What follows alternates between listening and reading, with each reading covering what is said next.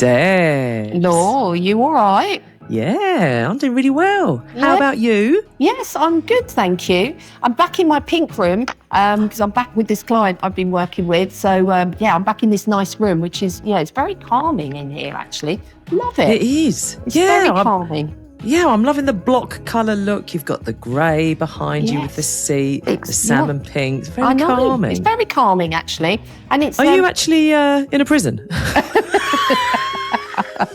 No, I'm not. I've got pictures around me that haven't gone on the wall yet. Apparently, they're still refurbing. But it's a lovely colour, is what I would say. Lovely. Yeah, lovely. Well, isn't that almost like a metaphor for life? It is. The walls are up, but I'm still refurbing. And I guess the intention behind our Secrets from a Coach podcast is now we are in coming up to our 6th year, 5.5 years we've been doing this, Debs. That's gone so quick. And even in that 5.5 years, just think how much change we've seen in our rapidly evolving world of work and what it means to work and how we do it and the geography and the tech and just the advances of AI, let alone all the other stuff has just really added towards quite a complex and ever-moving, demanding workplace. And we thought it would be really powerful to focus this current 5-part series looking at healthy coping mechanisms. Yes. Because we recently ran our team, I think what you could say is a successful project. It was very successful, I think. They loved it. I think they did. Yeah. Where we were working with a team who were part of a rail operations centre. So this client of ours, long-standing client, they're responsible for 22% of UK passenger railway journeys. They've got a total workforce of around about 7,000 people, I think in all sorts of different roles. And as you can even imagine, the rail industry is going to be full of some of those demanding, pressured, and actually sometimes quite traumatic situations and scenarios people find themselves in. And the desire from the client was, can we create a workshop that isn't just theory, has got lots of practical and an opportunity for people to come together and discuss what does it mean to have healthy coping mechanisms, particularly when you have a demanding job? Yes. And actually, I think what we all enjoy from being involved in that is we took a refreshing take on the content. We took it from a number of different angles. And like a lot of the content we cover, these are skills for life. They just happen to be really useful and you want to point them in direction of having like a stressful job. How do you deal with it? Yeah. And I think when we worked with them, I don't think they quite knew where we were going with it because they're very operational as we knew. But I think because the way you designed it, you had approached it from how our bodies are being. And it's the same for all of us, how we process stressful situations, being under pressure. I think that's what made it a bit more unique than just going, do these 5 things that you should be doing. It was actually focusing on what goes on inside your body, which your body will do happen anyway. And I think that's what really hit home with them. And the story some of them shared was super personal, but they really engaged with it as well because I think we weren't telling them what to do because they created everything, right? We just created the space for them to have a really great conversation around this is scientifically, as you said, physiologically what happens in our bodies, anyone, but it's heightened even more because of the situation they find themselves in. I loved it. Yeah. It was good. Oh, it was, a joy to be involved in. And we're imagining there's going to be some onward stuff as well because it's be able to cope healthily with stress and stressful demands, even if your job isn't particularly traumatic, is going to be useful skills for the foreseeable, I imagine. Yeah. So, Debs, there was I'd never seen this before, but can you just talk us through what the water jug exercise was? Because it was such a powerful visual metaphor to get us all thinking about what it means to have capacity in the first place to handle whatever that shift or what that day might bring to us. Yeah, definitely. And it was good fun. And it was really good asking for volunteers and those sheepishly came up to us. So the thing behind the water exercise and the water jug is that there's one person that has the jug and then there's 2 other people that we use that have their glass full of water or near enough full. And we ask them to hold it out in front of them. And I've seen this done before. And it's just to go, how long can you hold on to that weight? that heaviness that might be around you. And it's always good. And most people go, yeah, this is all right. But then what we do is we then say, well, actually, where do you go to get rid of the pressure or the stress? Who do you offload to? We have some great conversations about that. But who do you offload that to? So we made one of them offload their water into the person holding the jugs. So it was getting heavier. And this, you can see the arms wobble a bit more, and it was like, oh, I've got to stay like this. Yes, because we're very good at coming back and going again. And we are strong and have that capacity. But when we keep topping it up, more and more stuff, there's only so much we can hold on to. And what we saw was when we filled up the jug again with another glass of water from the other person, they felt lovely. They were skipping because they got rid of whatever was burdening them. But the person left with it, which can be us as well, was like struggling to hold on to that jug of water. And that's really what sits behind it, is like, how much can you take before you can't take any more? And actually not getting to that point of being overloaded to the point where you can't function and you cannot hold something for any length of time, be it your job or conversations or just functioning in this world. And I think that is the metaphor that sits behind it. So, and the minute they put the jug down, the relief was huge. So we flipped it over into, so if that was your life and you're topping yourself up with loads and loads and loads of stuff, it's only going to go one way if you're not going to offload it or talk to somebody else or do something that's going to help you cope healthily in those moments where you're under pressure and stress. Lovely. Loved it. It was so fun. It was so much fun. So let me give a reflection question and then we'll move on to the sort of first bit of kit that we covered. So a reflection question might be, what has Deb's explaining the water and the jug metaphor, what's that reminded you of? How much capacity have you got in your head at the moment? And what could be one or two things that you could plan in that you know just help relieve the pressure? Because if we have more capacity, more space in our head, then the everyday stuff is going to impact us less. Yeah, I love that. Love that. So should we go on to the next bit that you did? Because this fascinated me, as well as the rest of us, as well as the people that sat in the room with us. Should we explore that next, Floor? So Debs. Yes, Floor. As you know, I found it quite interesting over the last decade or so to do the kind of robot AI mirror check. Yes. As in, what is it that it means for us to be human? How are we different from the machines around us? And it doesn't matter whether you're an introvert, an extrovert, you've got that preference, you've got that requirement. We are all gifted with this same machinery, this biomechanic toolkit that has been exquisitely honed over thousands of years of evolution.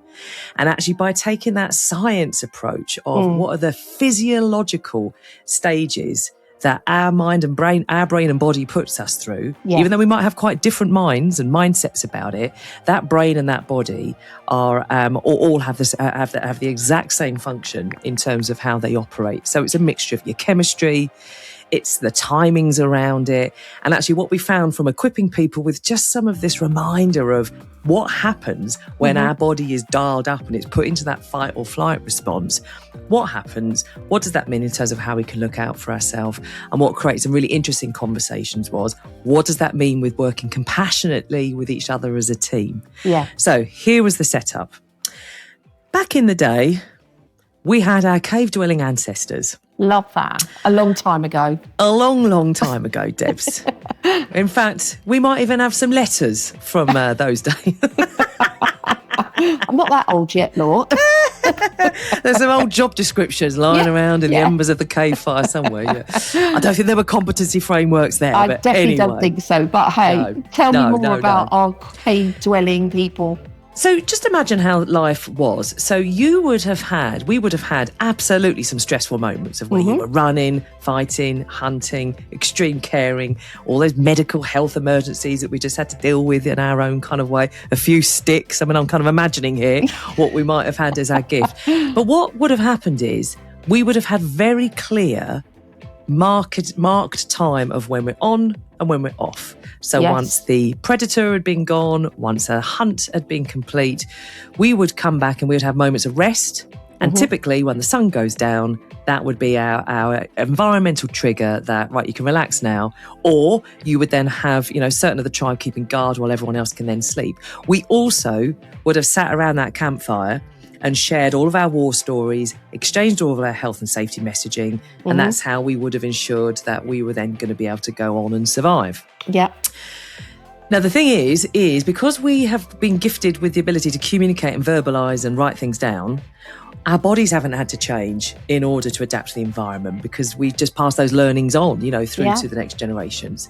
So what that means is we've still got this same basic kit that we did when we were there, looking like Raquel Welch in her animal skin bikini. Oh my God, years and years ago. That wouldn't be allowed now. No. Thankfully. Like a cheese wire through Edam, Debs, if you got me doing that costume. Anyway, so what that then means is suddenly you work in an environment where you've got a 24/7 operation. You've got technology that is constantly beeping us and giving us blue light, and there's just less environmental cues that might naturally indicate to us, right, enough, you can relax, it's time to chill and reset. So what that means is that cup of stuff could just be ever getting more and more full because we've all got this stuff going on. What we were looking at is, if we just go back to the core of how we cope with stressful situations, our bodies are exquisitely designed to cope with crisis. Yes. The bit that now requires a bit of manual override is how I come back from that fight or flight to be able to reset, to be able to clear my cup so I've got capacity for the next thing. And that's really what we were looking at, is equipping everyone with a shared language of what happens when your body is dialed up. So, for example, in the rail operation world, a call comes in or something has happened. And what you can then see is across that team of 200 is a call comes in, but not to everyone all at once. It might be the 5 people over there who are on first response. And if you then know that your adrenaline and cortisol starts to pump through and it operates in that 20-minute zone, and in that 20 minutes, what that does is our bodies are exquisitely designed to slow time down. So it slows time down, so you're able to think a bit quicker. Yeah. So let's say, for example, you're there and you're in that 5 and you're having to respond super quick in an untrained, well, not untrained, but maybe an unprecedented situation. Yeah. Your training kicks in, but suddenly you're requiring someone else to give you some info. Their adrenaline hasn't kicked in yet, so they're operating on normal time, and suddenly it now becomes frustrating having to wait a minute, because it might feel like 4 minutes, because everything about our adrenaline is it tunnels our vision to then be able to focus and have extreme focus. Your appetite drops. Even if you needed to go to the loo before that call came in, your body will forget those things and it will prioritise with the prefrontal cortex all that decision making. Now then what happens after that 20 minutes is your body's got to start to sort of have that come down, but this is where you can get a bit jittery because your body knows it's still got to focus. And this is where you might see some people needing to move around, other people need to sit still. Yeah. What came out loud and clear is, as a team, if you have almost like your shared language, and theirs was tea and a wee. Tea and a wee, touch the grass was the other one. Touch the grass, which was just get out and smell air if you can. Yeah, get outside. Get outside. Yeah. But Debs, I know, because when I was sort of leading it from the front and you were there immersed, on the various sessions we ran with the real life people sharing real life stuff, what stuck out for you that you think, even if someone listening might not have that type of job where they're an emergency responder, that you think actually might be quite useful for other types of roles or life in general? Yeah. I think, that's a good point. And what came out was the realisation that we all have stuff that we carry. And it's that making sure we're not being overloaded with it. And those conversations that they were having was around how do they recover enough to be able to go again. And that's what came out of the conversations. But because I think we do in our daily lives, if we were to stop and pause for a moment and looked at all of the stuff we were carrying, and I always sort of align it to the game, the buckaroo game, with you used to put all the bits on the horse, and when it got too much, it would buck and chuck everything off.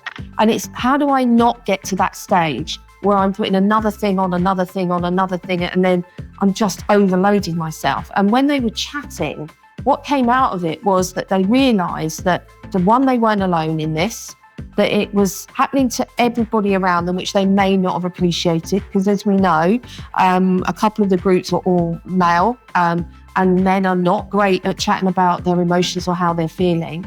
But what that did was enable them to have that safe space to go, you feel like I feel. Oh my goodness, we have a connection.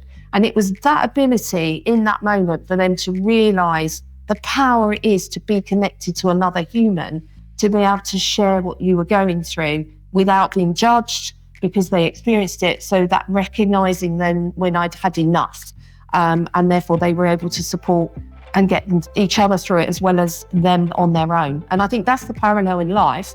How much are you carrying around where you feel I'm just hanging on here, and you're not doing anything about it, and therefore you suddenly realise I can't function properly, therefore what am I going to do differently? And that's what came out. Love it, Debs. So my reflection question for this would be to reframe coping isn't for weak people unable to deal with, life. Coping is an exquisitely honed evolutionary process. Yes. The challenge is that we are using those coping mechanisms potentially 24/7, whereas our ancestors would have had clear on or off times, and they would have had campfire time to come and sit around and to be able to share, and there would have been that sense of community. So the reflection would be, what's this reminded you of, and what do you think might help you in the week ahead? I think so. And I'd add on that, Law, as to say, who's in your community? Because I think you have to surround yourself with the people that you can trust to be able to look out for you and for you for them. So who is that in your community? Name them.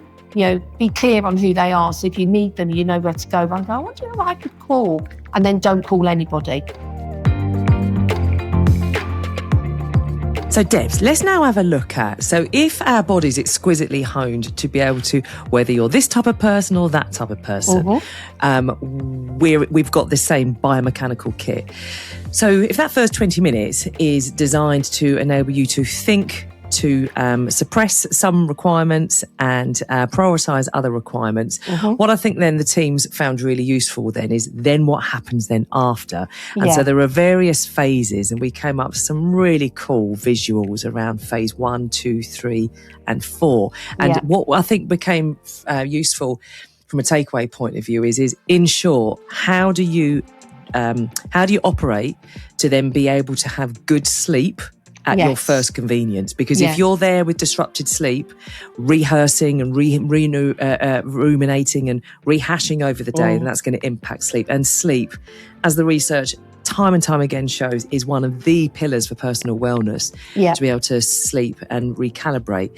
And I think what was quite an eye-opener for people, and it'd be great to get your take on this, is there is a stage where your body and your brain is almost given an option. And we use the visual of like 2 tracks on a train track. The one is, do I carry on and ignore the fact that my tummy's on edge?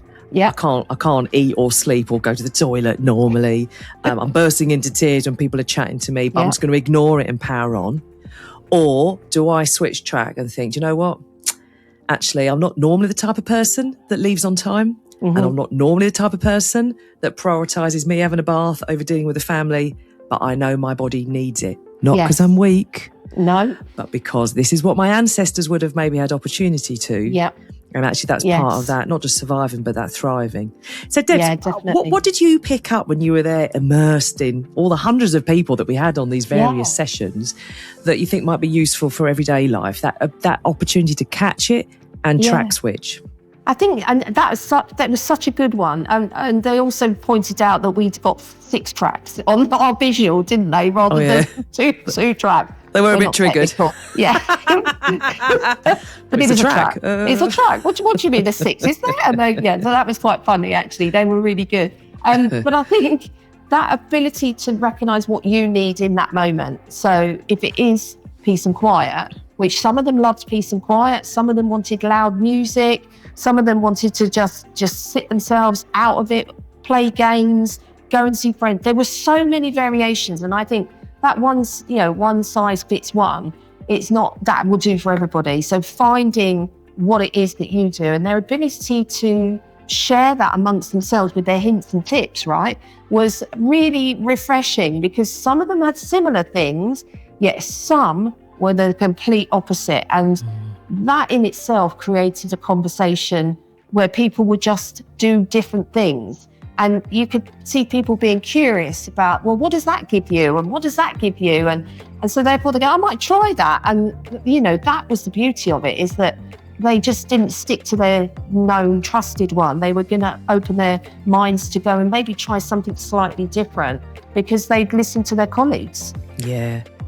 And we would never, ever, think of standing up there and telling people what they should or shouldn't do. No. Like what you should do around alcohol or smoking or whatever those bits and bobs are. But it was quite moving when you heard people say, actually, I could sense that I was having to have wine or whiskey to fall asleep at night. Yeah. I knew I needed to mix things up a little bit. So I got fishing again. Yes. Or my wife and I go caravanning. Yeah, or DJing. Like, DJing and just like all these pursuits, these hobbies and pursuits. Yes. Because I think what was also generated some great conversation. I know we've talked lots about it on this podcast over the years, but if we understand those stress hormones that are designed to keep us alive, your adrenaline, your cortisol, all the other bits and bobs, to then actually be able to counter it with our feel-good hormones that are designed to enable us to thrive.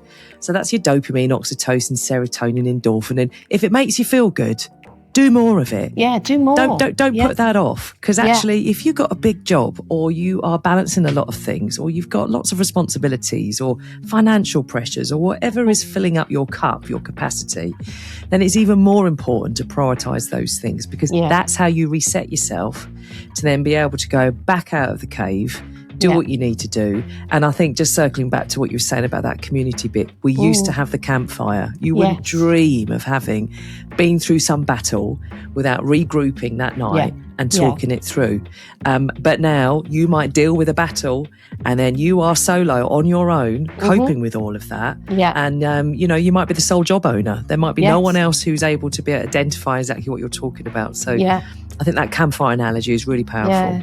And I think that's what they really, I suppose, made them realise that, they do that.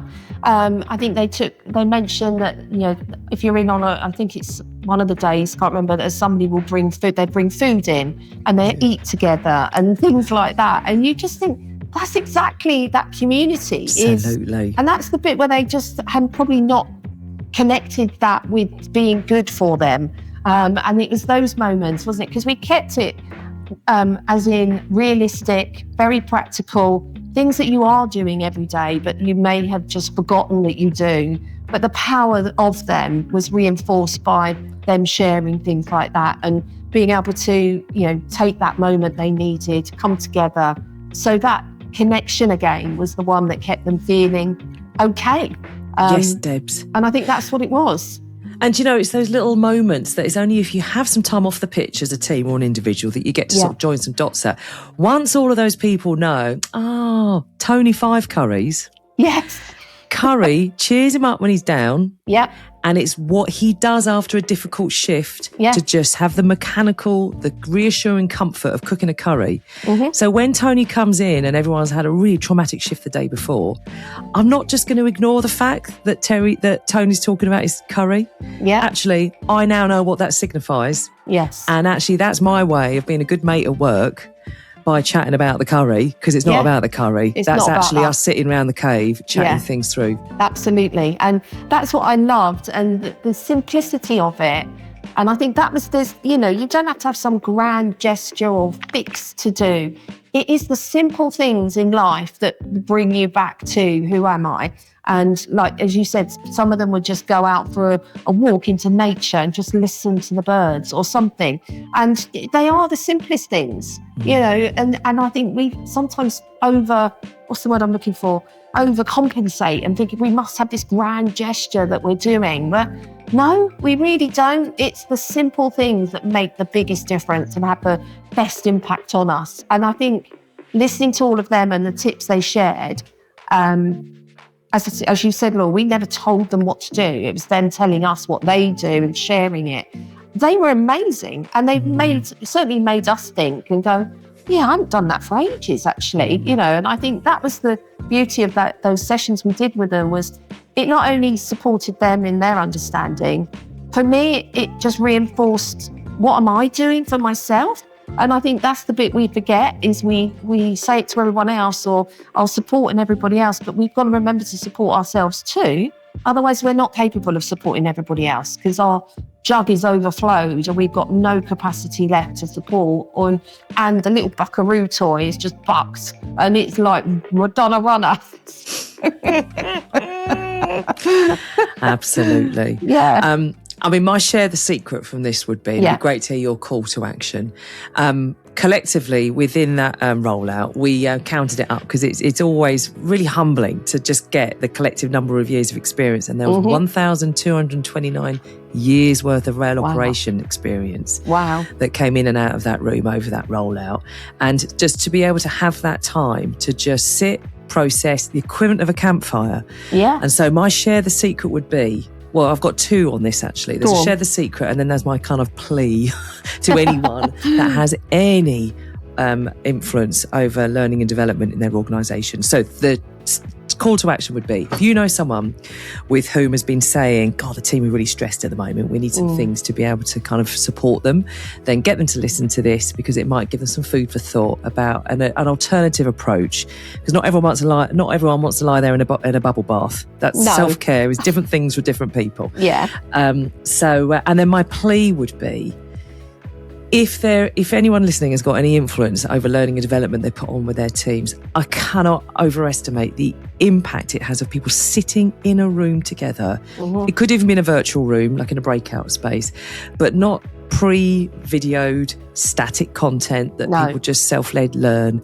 Actually getting together, chatting things through, giving people some shared language so then they can actually have some psychologically safe conversations because you're chatting about that thing rather than me personally. But that power of teams being able to come together is unbelievable. I think there's nothing quite like it, Debs, because we're surrounded by knowledge, constantly things giving us stuff to think about. But to sit there in an intimate environment and just reflect, share, catch up, plan can really make a difference. Yeah, I'm with you all the way on that.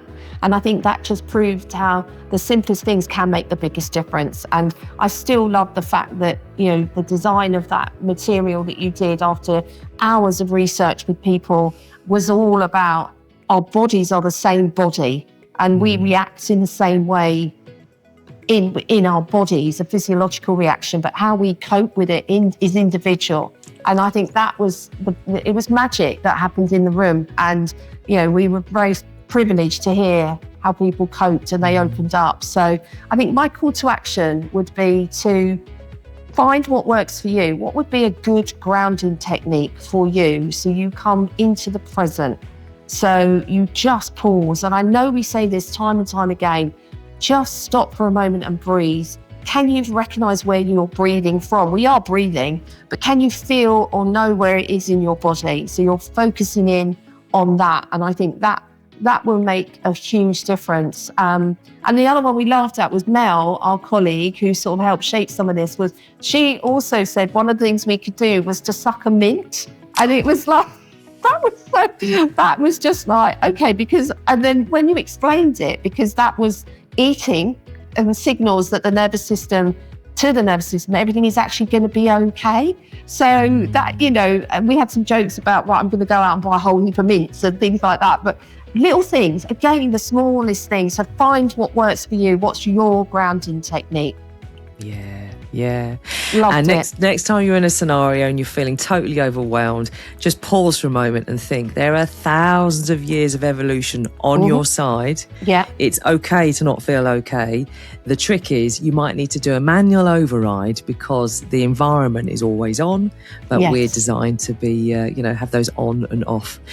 Now, Debs, we thought this was a good discussion. I cannot wait to hear the incredible treasures that I know are going to be shared with you for the next 4 parts of this 5-part focus, where as a result of the work that we've been doing with industries, with people who have these high pressure, stressful, potentially quite traumatic roles, what have they learned that they can then share with the rest of us about how to handle it, whether it is the role that hobbies have, whether it's from a team perspective, whether it's just viewing things in a slightly different way. So I cannot wait, all as part of our 5-part focus looking at healthy coping mechanisms. I'm so looking forward to it, Laura, because we're hearing from the people that do this stuff.